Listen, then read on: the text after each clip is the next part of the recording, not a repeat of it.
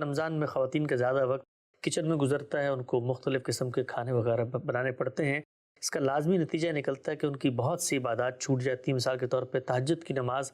ادا کرتے وقت اس وقت سحری کا بندوبست کرنا ہوتا ہے تو وہ لازماً چھوٹ جاتی ہے۔ تو کیا ہمیں سحر و افطار کا بندوبست کرنا چاہیے ہے یا اس کے برعکس عبادتوں پہ توجہ دینی چاہیے؟ ہم لوگ جو بر صغیر کے پس منظر کے لوگ ہیں، ظاہری بات ہے ہماری رمضان کے اندر خاص قسم کی ڈیمانڈز اور توقعات ہوتی ہیں گھر کی جو خواتین ہیں اپنی ماؤں سے، اپنی بہنوں سے، کہ وہ اہتمام کریں چیزوں کا،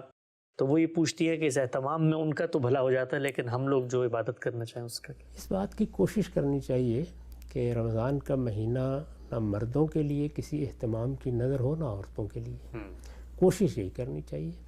اس کے لیے متبادل بندوبست اگر کیے جا سکیں تو بہت اچھی بات ہوگی، کم سے کم بار پڑے۔ لیکن اگر ناگزیر ہے اور کوئی مدد میسر نہیں ہے، کچھ دوسرے اسباب بھی نہیں فراہم ہو سکے،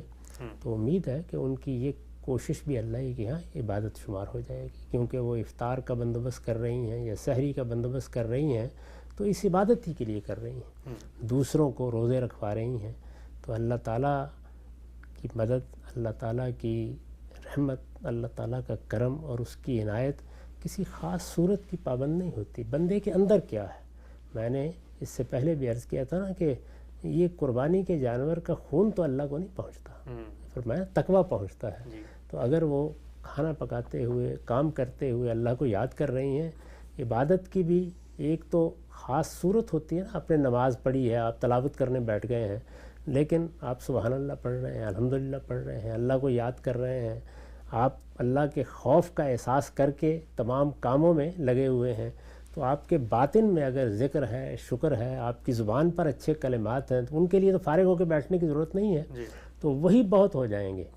روایتوں میں آتا ہے نا کہ ایک الحمدللہ کا کلمہ ہی میزان کو بھر دے گا۔ سبحان اللہ۔ تو اس لیے اللہ تعالیٰ نے بہت سے راستے ہمارے لیے کھول رکھے ہوئے ہیں،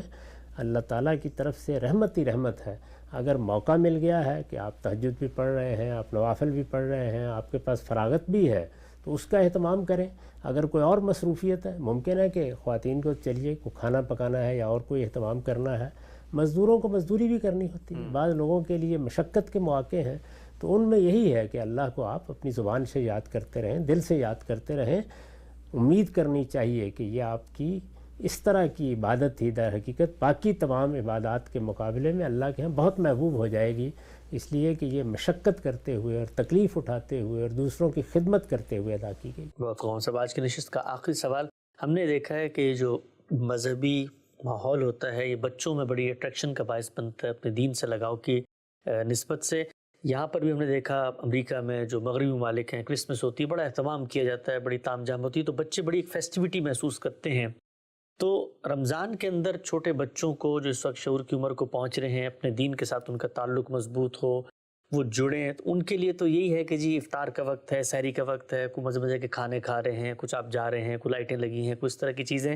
تو آپ کو نہیں لگتا ہم صاحب ہمارے یہاں جو یہ دینی مختلف ایونٹس ہوتے ہیں ان میں فیسٹیوٹی کی ذرا کمی ہوتی ہے، اور پھر اس کا نتیجہ یہ نکلتا ہے کہ باقی جو فیسٹیولز ہیں دنیا بھر میں ہوتے ہیں اس میں بچوں کی بڑی دلچسپی ہوتی ہے، اور اسی سے پھر مغربی تہذیب کی طرف بھی ان کا جھکاؤ اور لگاؤ ہوتا ہے، تو کچھ تھوڑی بہت فیسٹیوٹی بھی تو پیدا ہونی چاہیے۔ اس میں کوئی شک نہیں، اس کے لیے دیکھیے 2 عیدیں مقرر کی گئی ہیں۔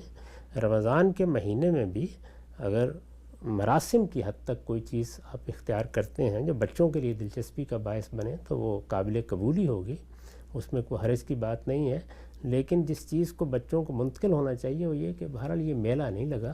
یہ عبادت ہے، تو عبادت کی روح قائم رہے، عبادت کا پیغام بچوں تک پہنچے،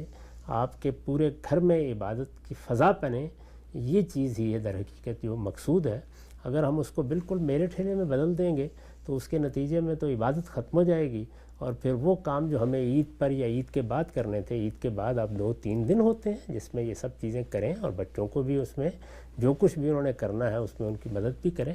لیکن رمضان میں اتنا ہی ہونا چاہیے جتنا ایک عبادت کی روح کے ساتھ مطابقت رکھتا ہو۔ اس سے زیادہ ہو جائے گا تو پھر وہی حال ہو جائے گا جو ہمارے ہاں ہوتا ہے کہ لوگ بجائے اس کے کہ خلوت میں جائیں اور اپنے گناہوں پر غور کریں اور اپنی تربیت کریں اور اپنے تزکیے کی طرف متوجہ ہوں، پھر رات بھر کی مجالس ہونا شروع ہو جاتی ہیں اور اسی میں لوگ اپنا وقت ضائع کرتے رہتے ہیں اور ان کی باطن کی طرف توجہ ہی نہیں ہوتی۔